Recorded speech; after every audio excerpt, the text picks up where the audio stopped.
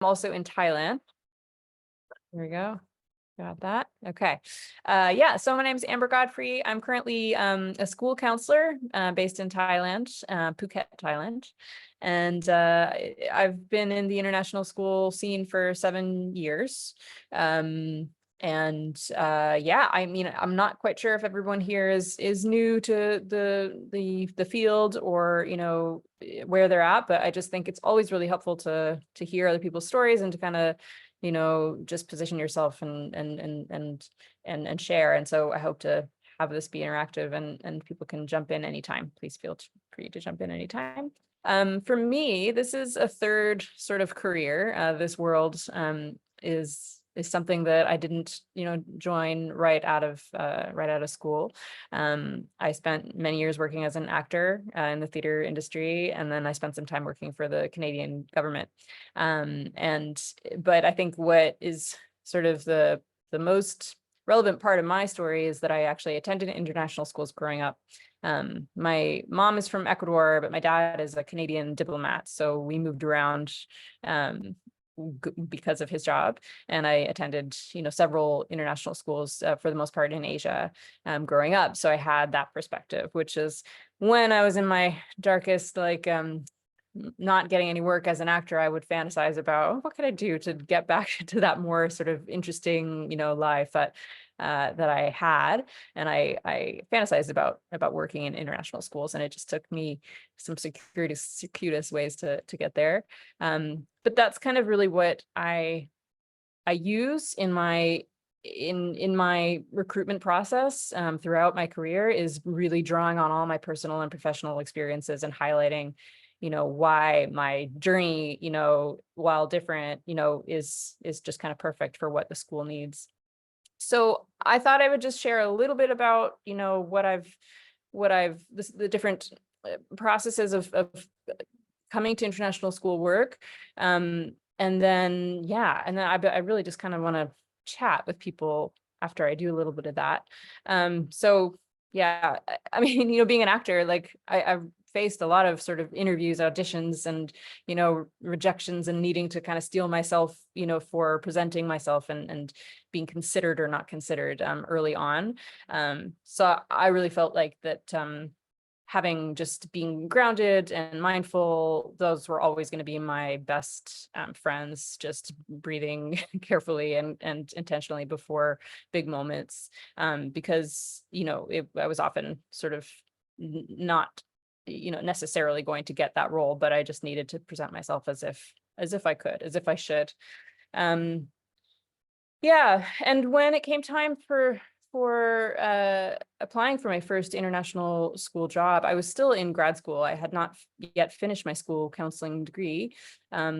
But someone I had met through a cultural exchange, wherein I went to India for a few weeks, he was working at this school in Burkina Faso, which is, in West Africa, if you're not familiar.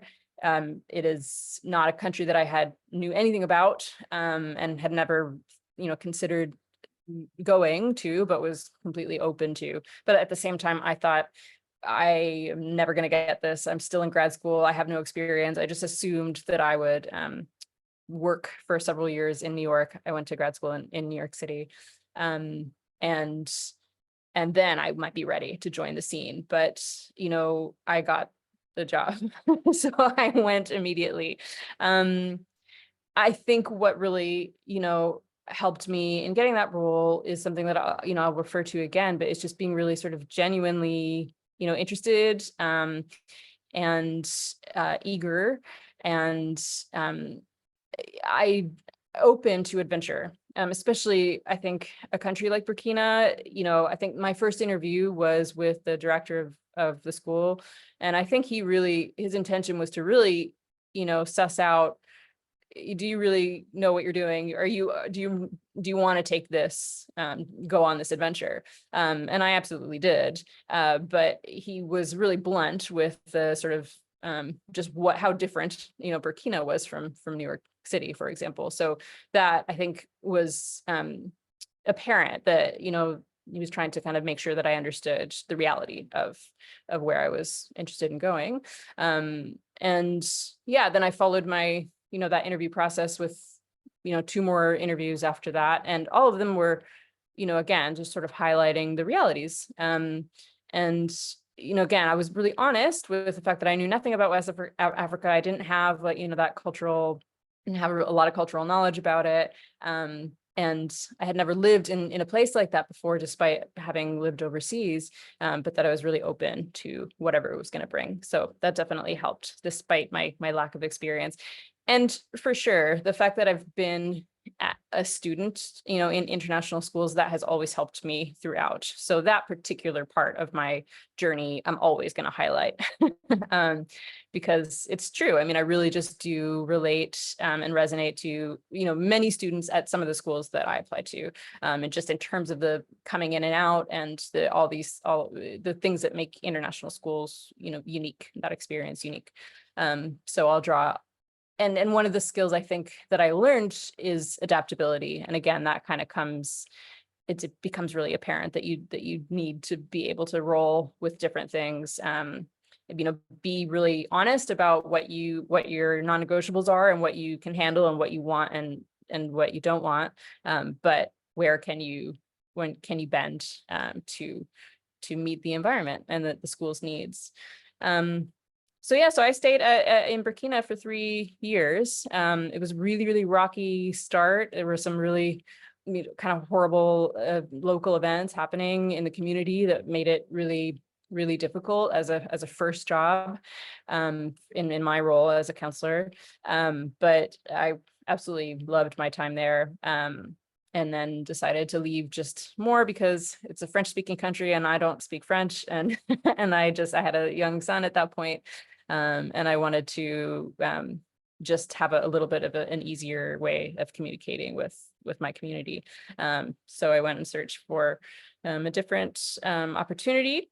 I did sort of a soft search one after in the middle of my second year while I was on maternity leave, just to kind of see what was out there. And that's when I went to a fair. I signed up with ISS and Schroll, which were aligned at that time, I believe.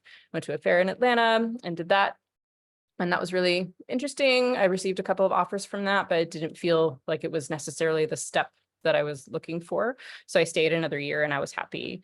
And then I was sure that I wanted to leave after my third year. So I did a more aggressive search at that point. And, now I'm in Phuket, Thailand. So in terms of like geographical location, that was a really nice shift from what I was experiencing, like a lot of like landlocked and dusty world to like a paradise island. That was very attractive. But I was also just looking for a bigger, just a more challenge, which I definitely got here in this school. So that I think I remember in my interview process, really again, using my personal experience as a student in international schools, just being able to relate. My role is obviously so important as a counselor, but of course any educator, but just to be able to connect and relate. And the people who were interviewing me, they said that was coming across, that I would be able to relate, to these kids. And that was really important. So that was a really quick process. The hiring, I think that job posting went out in September, and I got the job in September. So that being said, knowing that was sure that I wanted that third year to be my last year, I had my resume and my intention all set up like over the summer, that I was using the summer months to focus on getting, signed up again with Schroll, and Carney Sando was another service that I was using, and just being ready.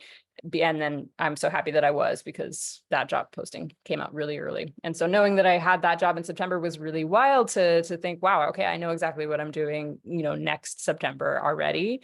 And then of course, COVID hit before I arrived to Thailand. So the situation and everything about what that job was ended up looking entirely different. But again, using my learned skills of adaptability and just openness, is something that has been able to really serve me throughout this bumpy years. So yeah, and then this is my 4th year here at the school in Thailand, and I will be transitioning to a different school in Vietnam at the end of this academic year. So this time around, when I started to do my interview recruitment process, I was very I thought it might be a soft search again, but as I started to soft search, I realized how kind of I really wanted to get to move on. And I had a lot of interviews, and I credit a resume writing workshop that I went to with just in my little women's group. Someone had learned from somebody and shared that information with us about just how to sort of using some templates and some key points in resume writing, and I found that very helpful to sort of plug in things, but still be able to infuse my own personality, but be really have a framework. The framework really helped. And then I could just highlight all these different parts based on the school. I'm just conscious of time. So I just want to, I just kind of want to highlight like the things, well, maybe I've already said them, but the things that I felt that I was focusing most on in all of these interviews, which were all really successful. I'm really fortunate. And perhaps I have a, as an actor, I can handle myself in a public speaking or in a conversational interview with calming my nerves. But it's being genuine that I really focus on just being really authentic and true. Like, this is actually who I am. And a lot of the times I use humor and levity just to lighten things up, because it can be so nerve-wracking. And that sort of human, if I can make somebody laugh, or smile slightly, I feel like, okay, this is okay. So I have done my research. Like, I believe in myself. I know why I'm reaching out to this school in particular, but at the end of the day, I just want to connect with a human being really early on in that interview process. And I find that really helps. And then the second thing that I try to demonstrate is just being really eager. And again, that comes back to like, I'm open, I can adapt, I'm willing to learn. I'm willing to teach, bring what I have. But I've chosen this school to kind of, because I'm interested in joining this environment that they presented. And so I just highlight all the ways that I've used my adaptability and my openness, like in my previous jobs. And then the last one that I try to really focus on is, and it's why I kind of liken it to online dating, I felt like during this process, is because I try to just be like desirable. Like, and then that's kind of getting into a mindset of like, they want me, like I don't need them, like, I do, but these are all the reasons why you want me in your community. And that really helps, like, just allow me to feel like just confident, and not desperate, even though I might feel desperate. I might feel, as again, I started to soft search, and then I really was unhappy in my current situation, so I really wanted a new job. But I'm always just showing like, these are all the reasons that you want me in your community. And that, yeah, so I just kind of present myself as strong, but not rigid, and just desirable. But all of this can only kind of work if you've done your research, and do know that you actually do want to join that community. So again, it has to be authentic. I'm not going to pretend that I'm going to fit in a community that I won't. And I must do my research before I start making claims that I can. Otherwise, it's just a waste of everybody's time. Maybe there's something to be said for practicing interview skills and just doing things even if you're not sure. But I think that it's best to just go for what you want. So I've just talked a lot for like 23 minutes or less. But yeah, I mean, I'm not sure if people are in the mood to chat in this moment, or if anyone has a question or maybe wants to share where they're at in their journey to help kind of round out the session. It's fine if not, I can always keep talking. Awesome. Thanks, Amber. Thanks, Rosa, for that feedback about being helpful information. Lots of gems dropped, and I was told we were taking notes. But if y'all have Yeah. questions, you want to jump off and ask, or type in the chat, we'll watch for them. We'll give you a couple minutes. Yeah.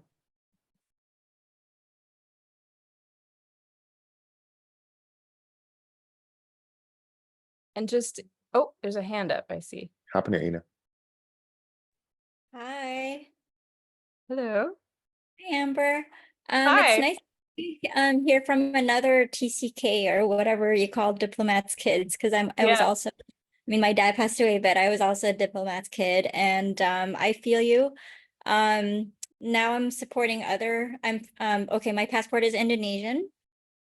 But which makes it interesting because, we are talking about job applications, right? And passports are a huge thing. And also like just how we look and native speakerism and all that jazz, right? Like teaching certifications. Like in Indonesia, we don't have like a teach now, or we don't have a PGC. And even if Indonesians can access it, it's like crazy expensive for local teachers there. So I don't know, what advice would you give to people who don't have an American or Canadian or British passport and who are looking into, trying their luck or seeing how they do in the international education field? Yeah, I mean, thank you so much, and thank you for that comment and question, and nice to meet you. And yeah, I mean, I have to acknowledge, like, I have a lot of privilege in my situation, like a lot of privilege. And those frustrations that you're talking about are really real. I don't know that I have advice, because like, on one hand, I want to say, well, just keep going for it. But on the other hand, I know that things need to change on other levels, for that success to really, be more accessible. But, I still, I want to believe that we're able to, still kind of bring like the authentic self, and hope that that's going to connect and resonate with with the right school, with somebody who is open to working with people from, with any passport or looking any type of way. But then, yeah, I feel like that's a really big question. I'm not sure. But yeah, I just know that I think, yeah, I just know that I speak from a position of not having to think about that. And so I just feel a little bit not sure how to respond. Yeah.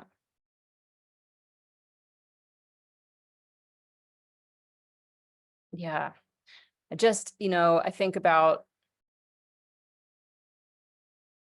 people that, I'm currently working with, that might, have been able to land the job, but then are finding themselves in a system that doesn't feel, comfortable, doesn't feel equitable, doesn't feel the best for them. So is that for them, they have that position, and is potentially, like, is a stepping stone to something better, with gaining that experience.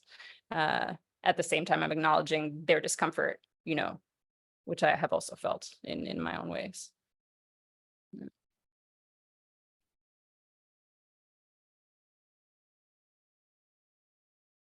Yeah, I don't know if anybody has like has like a better answer for that, because I know, I'm sort of saying, oh, just highlight all these amazing parts. But if there are restrictions, then will those parts be seen? But I still think we have to try to bring them out somehow.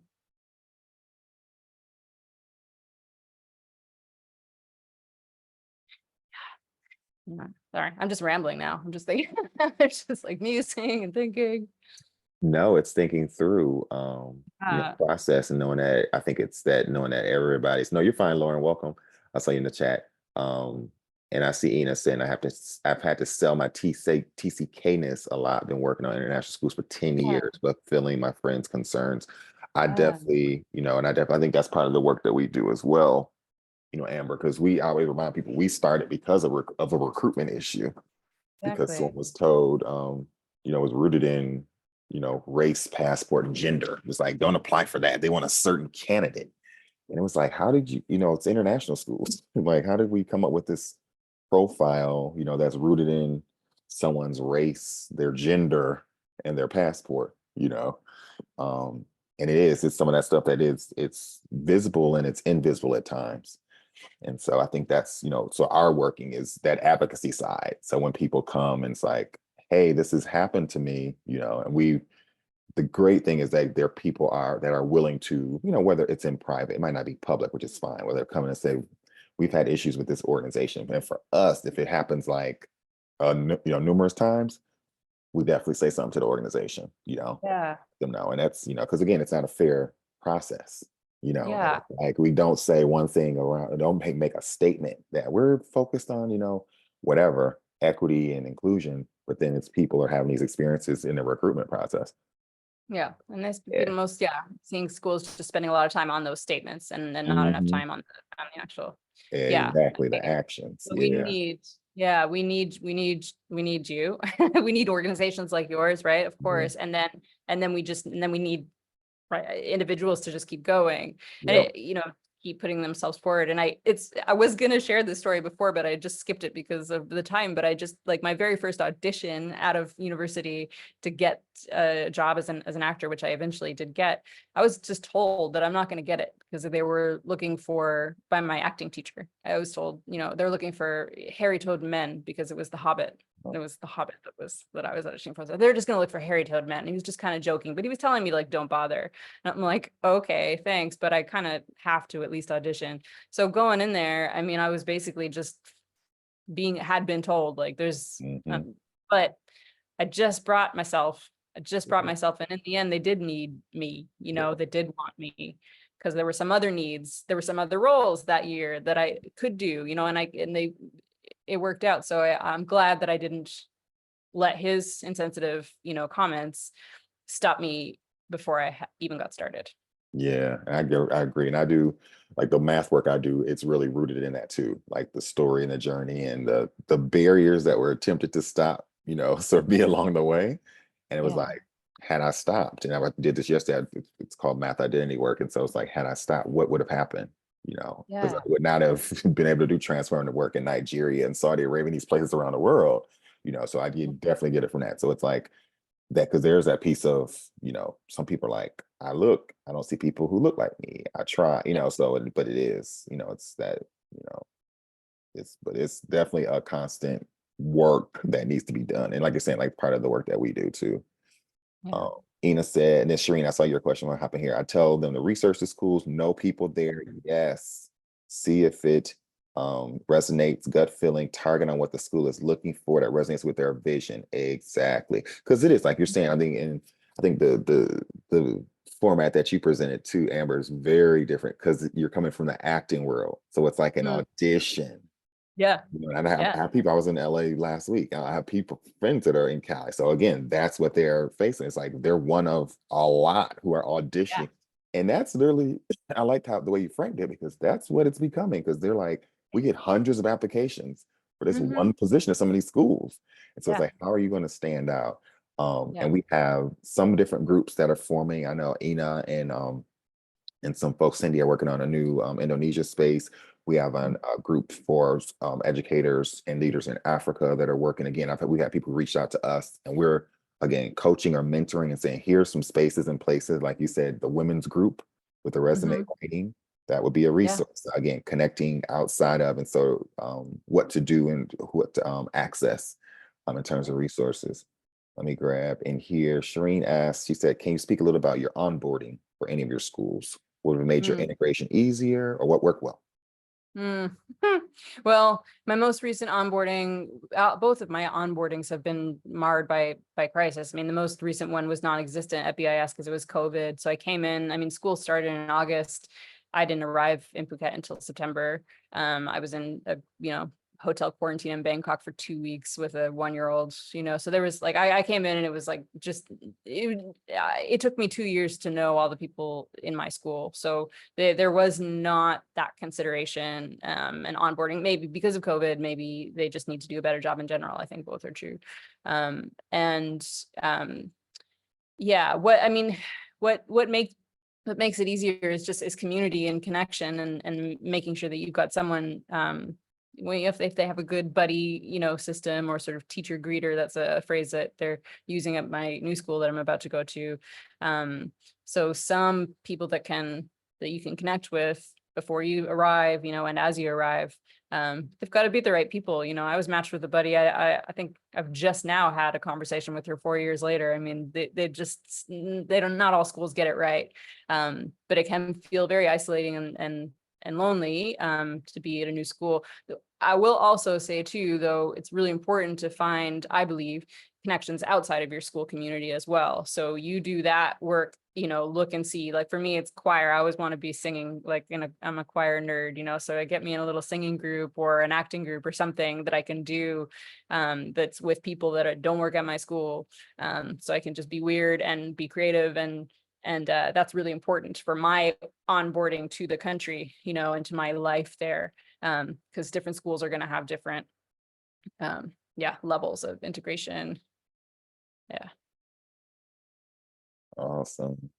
Any last questions? It's our quick 30. And if you're Yeah. on that journey of recruitment, we do have a recruitment. It is focused on leaders. We have some of our schools that have reached out, especially because they've been in the recruitment space or they've been at some of these fairs. We're thinking about doing a recruitment fair. We don't know what that would look like. We'll get feedback from everyone. The big thing about the recruitment that we do is it is free. You do not have to pay for it. We're focused on leadership. So a lot of and we focus, one, on our ALOC school members, and two, we focus on leadership positions, but we are holding space for some of our schools to post some teacher positions. So we know some of them are going to be posted there. So if you're not registered, you can register there. It's registration for free, because part of equity practices in HR is that you should not have to pay. We did a lot of digging and looking and seeing practice-wise what that should look like. It's open to anyone who can apply. So there are no barriers based on your background. And we work with individuals, based on sort of where they want to go. But like I said, we focus on our ALOC school members before we sort of post out wider than that. But let us know if you have any questions. But Amber, we appreciate you. Thank you for jumping in here and sharing your experience. Thank you. Yeah, super fast but really nice, really great, Yeah. like rich conversation in a short amount of time. So thank you so much for the opportunity, and nice to chat with you all. Definitely, and thank you. We look out for our March events that are up and coming. We have a host of webinars and sessions, community visioning. So be on the lookout for that. Thank you all. I appreciate y'all. And we'll see you all soon. Thanks again, Amber.